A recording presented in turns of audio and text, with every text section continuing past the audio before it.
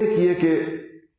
اپنے مقصد زندگی کے شعور کے لیے اور پھر زندگی کو صحیح معنوں میں اپنے مقاصد پر لگانے کے لیے انسان کی جو اولین ضرورت ایمان کے بعد، اسلام جب انسان لے آئے تو اس کے بعد، تو وہ دینی علم کی ضرورت ہے۔ دینی علم کے بغیر انسان کو شعور زندگی نہیں حاصل ہو پاتا۔ دینی علم کے بغیر انسان کو نہ اللہ تعالیٰ کا تعارف ہوتا ہے، نہ اللہ تعالیٰ کی معرفت ہوتی ہے، نہ نبی کریم صلی اللہ علیہ وسلم سے اس کی جس طرح کا اس کا تعلق ہونا چاہیے وہ اس کا نہیں ہو پاتا اگر اس نے قرآن نہیں پڑھا، اس نے حدیث نہیں پڑھی، اس نے مسائل نہیں پڑھے، اس نے نبی کریم صلی اللہ علیہ وسلم کی زندگی اور سیرت نہیں پڑھی۔ یہ وہ ضروریات ہیں جس کے ذریعے سے انسان کے سامنے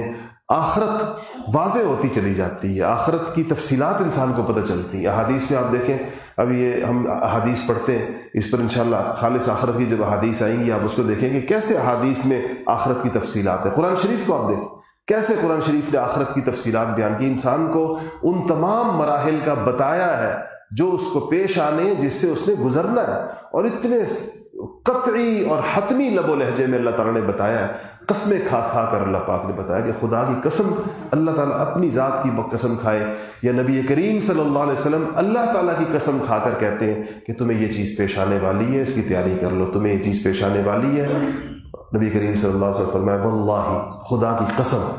ما رأیت منظرا افظع من، میں نے اپنی زندگی کے اندر قبر سے زیادہ ہولناک منظر کوئی اور نہیں دیکھا۔ اب حضور قسم کھا کر فرما رہے ہیں کہ لوگوں کو متوجہ کر رہے ہیں کہ خدا کی قسم،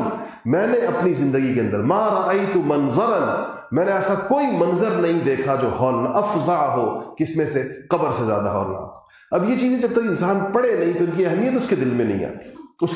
اس کے لیے اپنی زندگی کے لمحات خرچ کرنے کی جو انسان میں توفیق اس کو ہوتی ہے وہ اس وقت ہوگی پہلے اس کے دل میں اس کی اہمیت آئے۔